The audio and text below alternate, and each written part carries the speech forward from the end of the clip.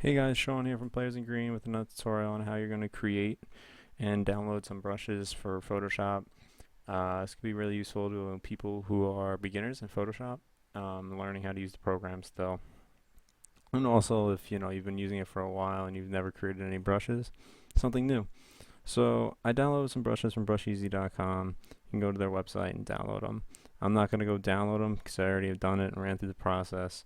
So I just go to Brusheezy, DeviantArt. There's a few different you could search up, but those are the two I primarily had went to in the past. A lot of times I try to create my own now.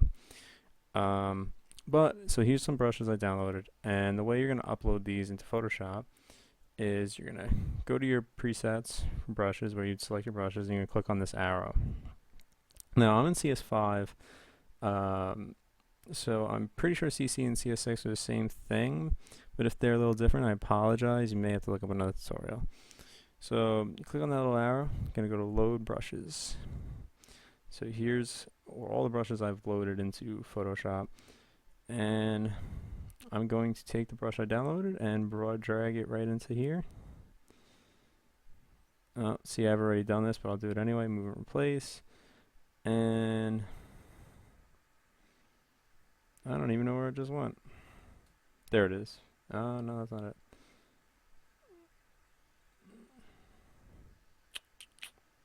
What was the name of the file? Oh, Smoke and Fire.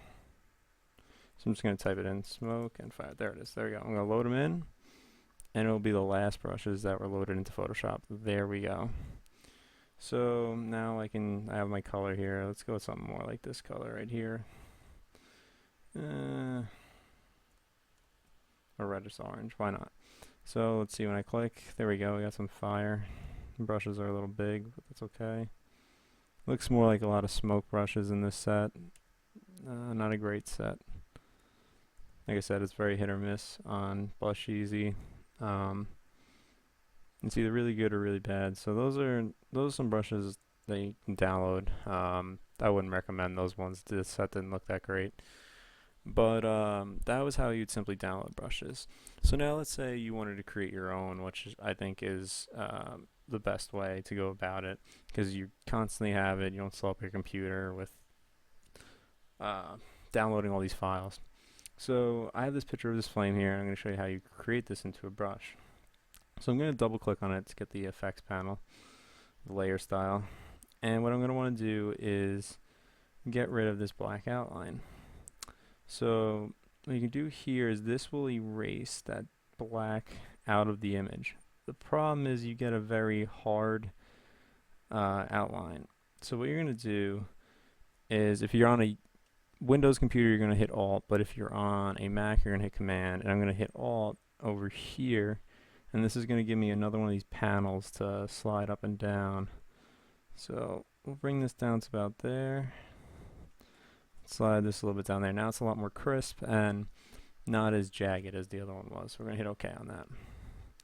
So now that we have our selection, let me make sure the background's transparent before I create this brush. And we got the layer right here. I'm selected on it. We're going to go to Edit, Define Brush Preset, and we're going to call it Fire Test or something. So now I've created my brush. So now what I'm going to do, add my background back, create a new layer, and it will be the last brush that I have used. So here it is. This is the brush I created, and there we go. There's our brush. There's it in different colors, and it's pretty solid. There's a lot more you can add to a brush than this. This is just like a simple show. I mean, I could add multiple images and all this stuff. So that's one way. Another thing you can do with brushes that's pretty cool, besides just create your own, is you can create your own watermark. And I've done this. I did it with my last one, but I still haven't created a new watermark for my new logo and for Pick 6. So I'm gonna go grab the Pick 6 logo real quick and place it in here, if it ever loads. Dun, dun. There we go. Alright, so there's our Pick 6 logo. My computer runs a little bit slower than it used to. Alright, and now I'm going to write some text because I want to say who the artwork's by for my watermark. Artwork by Sean Riley. Alright, we're going to make this black. Actually, that's not the right black. There we go.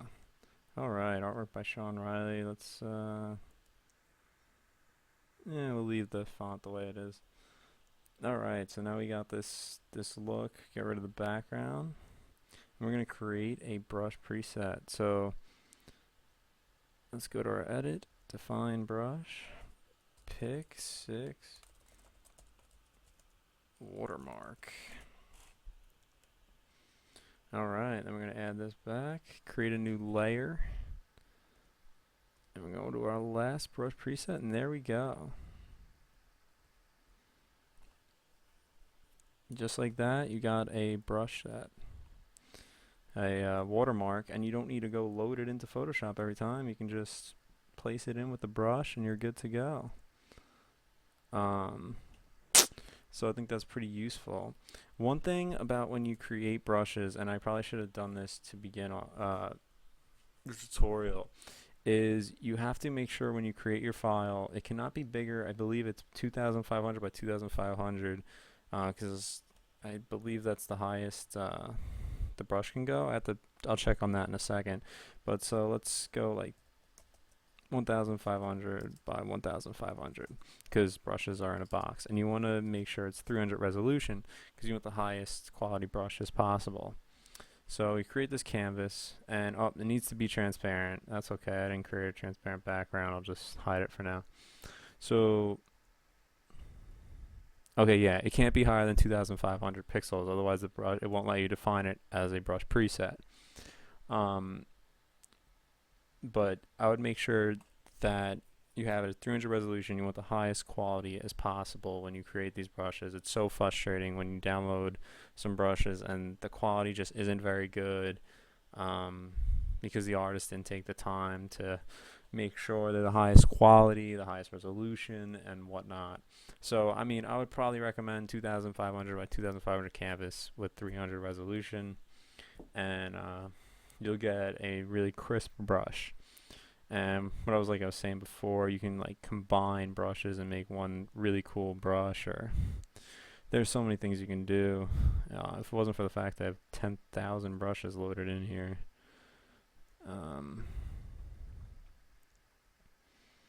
I would create something. I mean, I'll just combine a lot of these brushes I got in here now and see what happens. Let's see, I got so many useless brushes I gotta delete.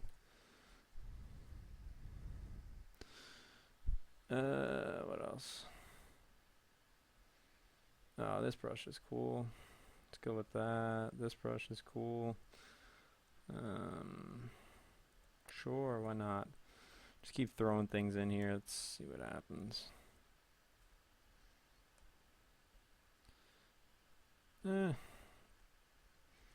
Alright, so now we got all this on one layer, and then let's go to edit, create brush set, sample brush 44, whatever.